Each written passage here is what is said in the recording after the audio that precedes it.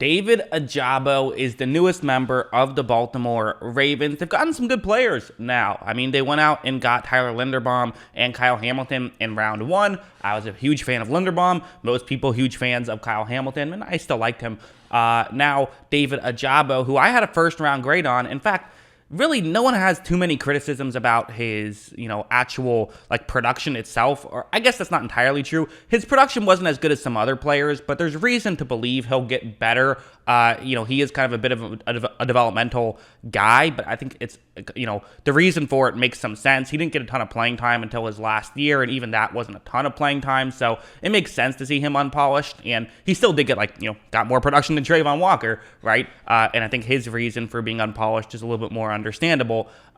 The other issue, of course, is the injury coming off of an Achilles on his pro day. So will he even play his rookie year? That's a fair question. But whenever he does get back on the field, he might be a developmental guy. It might take him a couple of years, but he should be a good player once he finally is able to get on the field and reach his full potential. All right, let's start off with this play. What's going to happen here is it's going to be a run concept to the left side of the screen, and you see where Ojabo is on the field. So he is going to be in the running game here. This is his run defense. And basically what's going to happen is, you see on the screen, Ojabo is not going to be blocked, which is intentional. Again, this is, you can't block everybody, right? That's what we always say. So if you can't block everybody, well, who do you leave unblocked? There's several, ways you can go about it. But one way you can go about it is just to leave the edge rusher on this play, in this case, Ojabo, unblocked, and then run it to the left side of the screen to where he can't really get over there. Watch, right when this play begins, Ojabo can't even just run straight to the halfback because he has to make sure it's not going to be a pass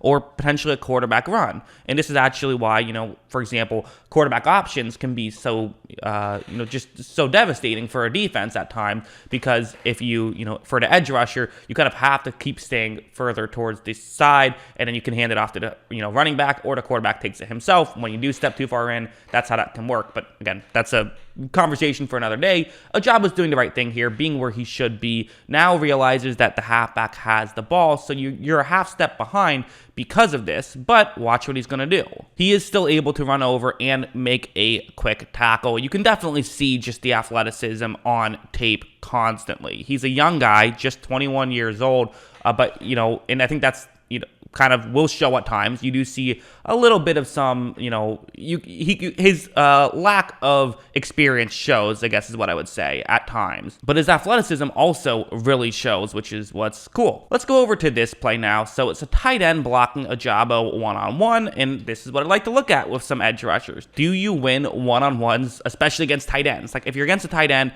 you have to win. You have to win these matchups consistently. Right when this play begins, again, Ojabo doesn't know where the running back is going to take the football, so he can't just run and cover up that gap that I've highlighted on the screen, because if he does that, well, then the running back will just bounce it to the outside. You have to be able to set an edge here, which he's doing a fine job of. But once he sees the halfback try to get through that gap, he's able to clog it up and not allow the running back to be able to get there. So again, very good play from Ojabo, just being able to read the play and know what he has to do, and also just have the physical tools to pull it off. As for some negatives, let's go over to this one. This is something you see on tape with Ojabo, and it just kind of makes you think like, yeah, this guy needs a coach. He needs a little bit more just coaching up. And in fairness, there's absolutely total, legitimate reasons for why he hasn't learned some of this stuff yet. Sometimes when a guy doesn't have great technique, you think to yourself, okay, well, if you've been in college for all those years, why don't you have that technique down yet? But worth mentioning with Ojabo, he only has 560 career